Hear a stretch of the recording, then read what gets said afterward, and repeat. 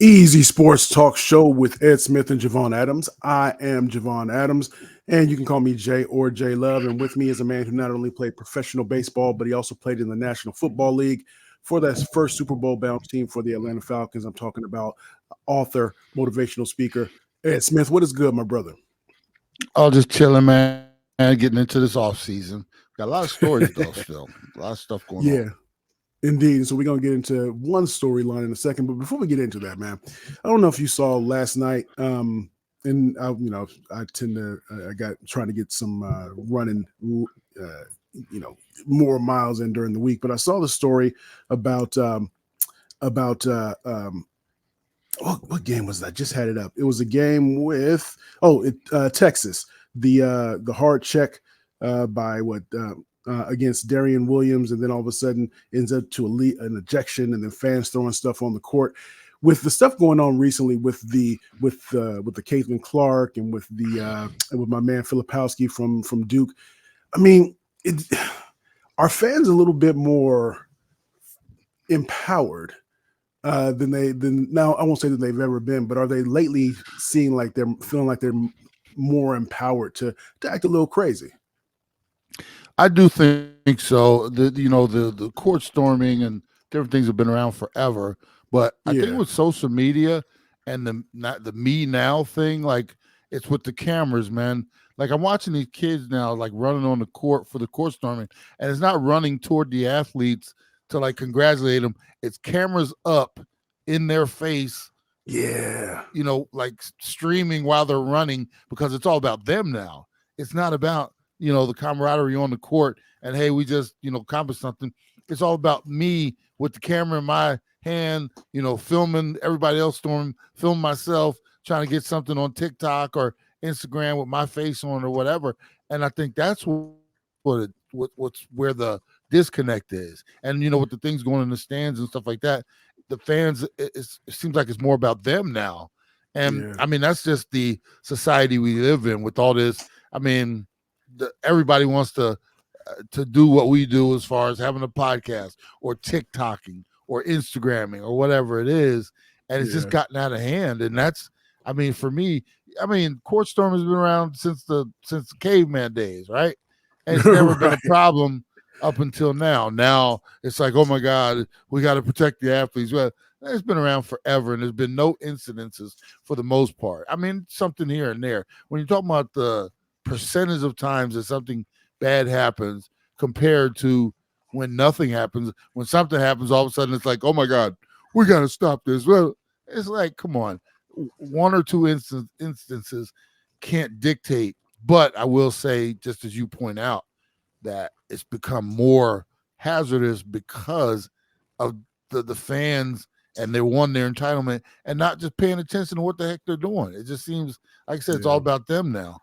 Yeah, it's unfortunate because a lot of, and you got that group think that goes on too. If you think about it, if you're in a crowd and you don't like the call or you're upset that somebody tries to maybe gives a hard foul against one of your players or whatever it is, and then all of a sudden everybody else is all of the same mind and they want to throw stuff on the court or they want to rush the court when the game is over because you beat somebody. But it's a slippery slope because you get what you broadcast in a lot of ways. So think about this: if we're not going to wade into these waters today, it would be a different time. But they, for the most part, they never showed Kaepernick. I mean, they never showed the national anthem on television until Kaepernick started kneeling. And then once he started kneeling, then they wanted to show it to make sure, is it somebody's going to kneel? Is somebody going to kneel? So you get what you get what kind of you broadcast. If they had just made, if it was an article and they never said anything about, and they never showed the national anthem for a nationally televised audience, no matter if it was the 1 o'clock game or the 4 o'clock game, whatever it was, then it wouldn't have been the biggest deal in the world.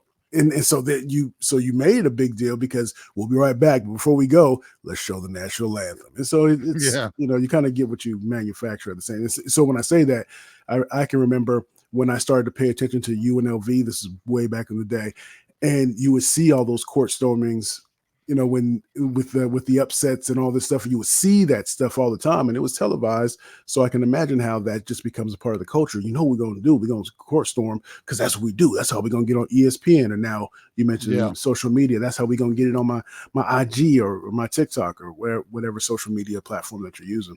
Yeah, and then a lot of it comes to where we are in the news cycle, Jay. If we were still in football season, playoffs and stuff like that, some of these stories would be so minimal. But because we're at that block where there's absolutely nothing going on, meaning media, has to make something up to focus on. And now, just perfect storm. Like I said, if some of this stuff happened back in December, November, I mean, it would be a blip on the radar in terms of how much it was covered, because everybody be wanting to jump right back to their Cowboys coverage or what happened last week in the NFL. So, we have to take it all with a grain of salt sometimes. He is Ed Smith. I am Javon Adams. This is the Easy Sports Talk Show with Ed Smith and Javon Adams. Check the podcast, let somebody know about what we have going on. So let's get into it. You mentioned in the offseason, the dead time, but there's still action going on in the NFL. So let's get to one of those stories.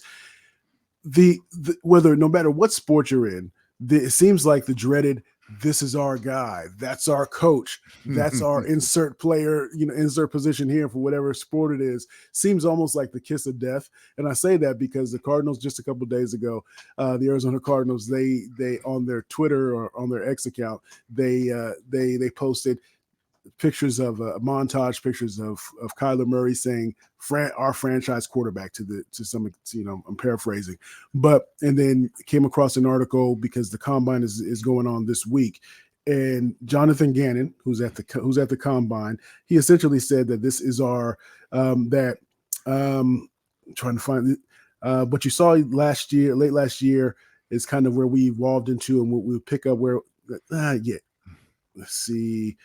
Yeah, that essentially like that with more reps, with more time, that with being able to participate in the offseason program, that the sky's the limit for Kyler Murray, and that he was under center much more than he's ever been in his career. So we got to give him credit for that. But that saying all these glowing things about Kyler Murray, and there's so much lying. Some people say subterfuge, but just lying that's going on right now.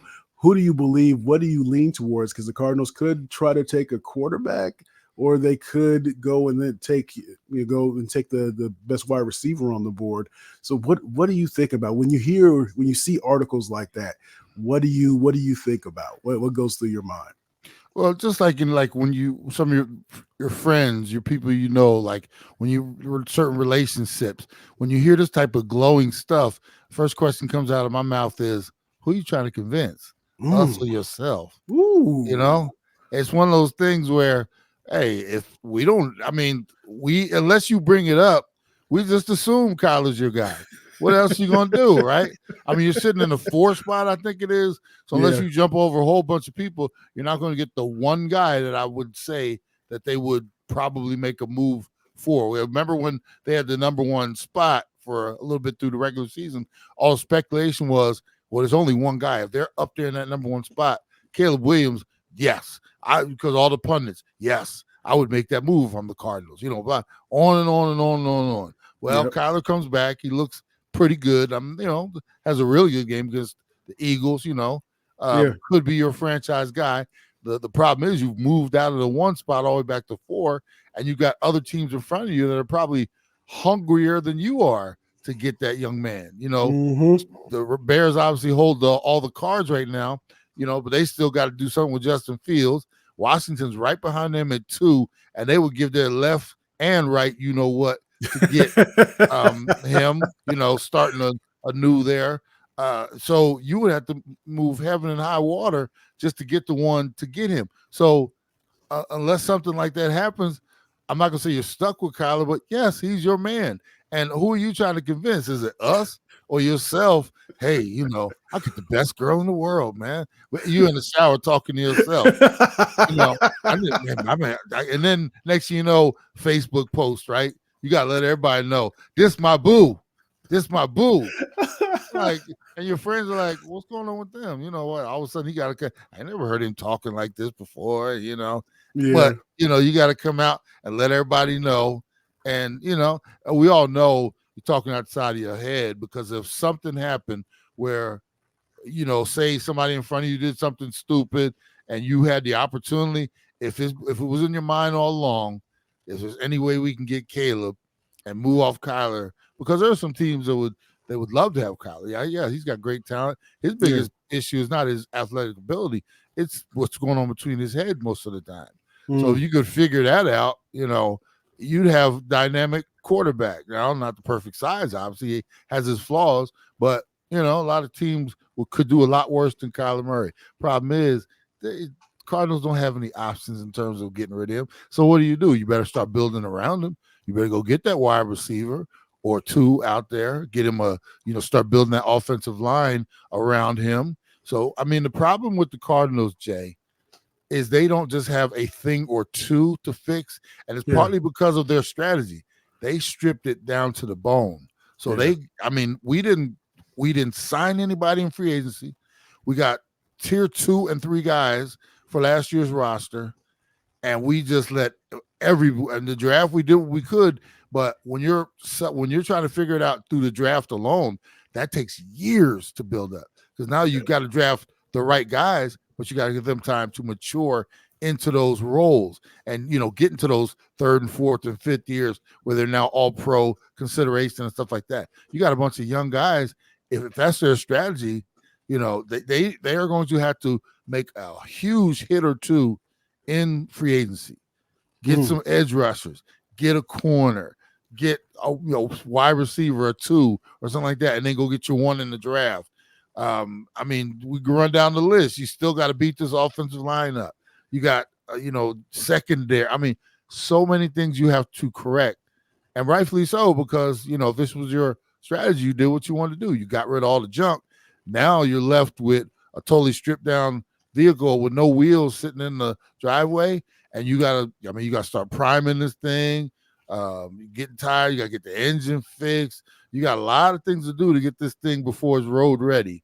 And Kyler it's a pretty model, right? You got Kyler, but you got a whole lot of stuff to do to make this team even viable, just in the division, let alone in the conference and for Super Bowl consideration. So yeah, of course, Kyler's our guy. What else we gonna do? He's Ed Smith. I'm Javon Adams. Let me ask you this question, throwing it out there. Does every NFL team want to win the Super Bowl?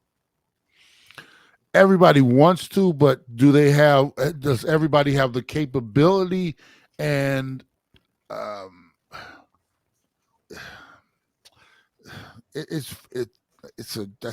a good question, Jay, because like I said, everybody wants to.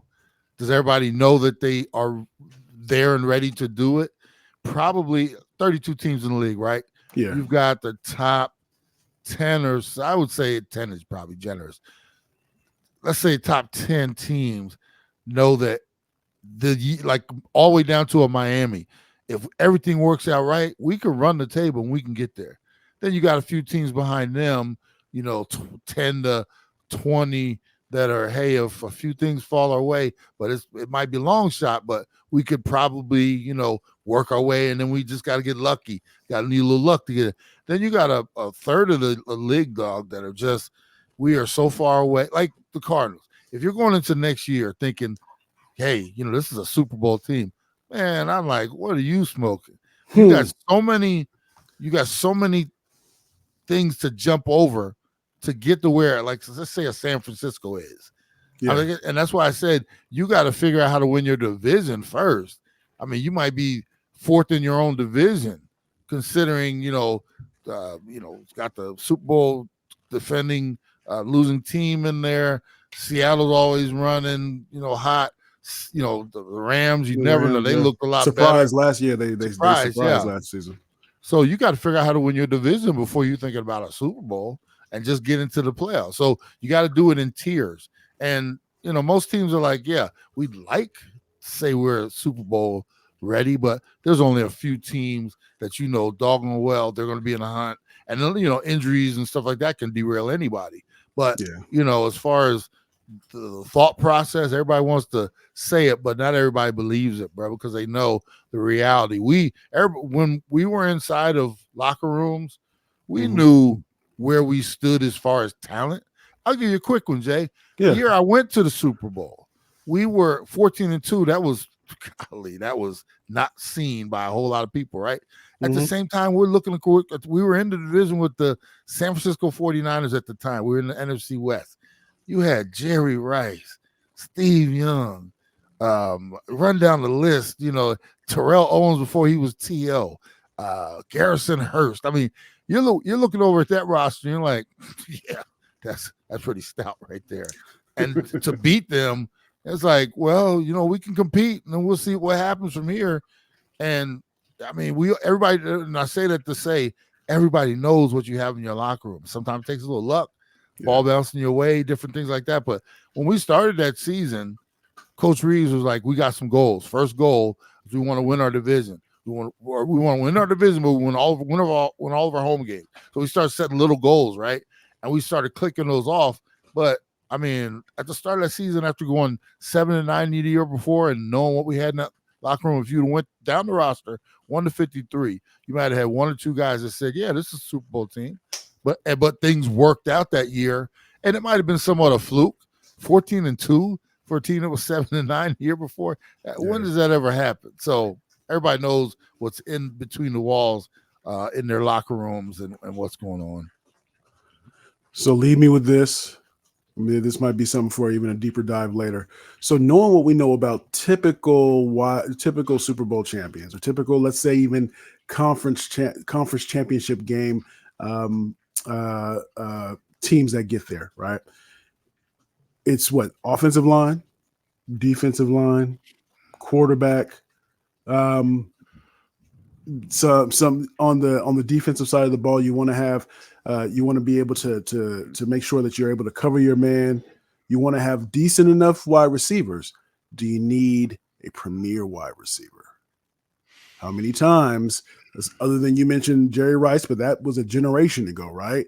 How many times does the best wide receiver end up being on a conference championship team or on a Super Bowl team? On a division winning team. Yeah, it doesn't always happen. I would say this: when you're talking about championship teams, it's like a good recipe, Jay.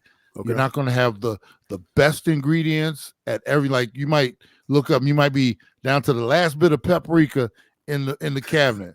This recipe calls for paprika, but you got just enough to get in there, right? I hate you, then, man. So what you got to do, you got to something like your quarterback, where you might have, man, I ain't never used this, slap your mama, but dang, I've heard a whole bunch of good stuff about it. But you're out just low on the paprika, you salt and pepper, you got just enough of that, but then you got this secret sauce, the secret spice in the back that you've done. So it's all about taking the best of what you have. Like, and in some instances, you look at like a San Fran, man, they had everything. They were fully stocked at everything except for the quarterback position. Yeah. They were doing it at a and he could grow into it. He could grow into it. But right now, he's but he's when you talk about what they have, and like, imagine if Mahomes was on that team. I mean, oh my God! I mean, that's like an all. That's like my son playing Madden, where he takes and raise other rosters, and I'm like, damn, it looks like Jefferson, but he's wearing a Rams uniform. But go, down the line. Yeah. So I mean, like I said, it's a great recipe, a great group of ingredients. Like I said, that's what it's all about. And like I said, every team is not going to have the best wide receiver or this or that, but they might have just enough at that position. So that's how it works out. There we go. He's Ed Smith. I'm Javon Adams. We do this 3 times a week, Monday, Wednesday, Friday. We also do Believe in the Arizona Cardinals. We'll knock that out on. Let's knock that out on Friday. We'll knock that out Friday. Give it to you going into the weekend. And so you can go to EZSportsTalk.com. That's EZSportsTalk.com to stay connected with us. You'll find the podcast there. You can find the podcast wherever you find your podcast. Also, go and like the YouTube page. Go subscribe to the YouTube page. We do appreciate it at the EZ Sports Talk Show, at the EZ Sports Talk Show. And as we always like to say around this time, you can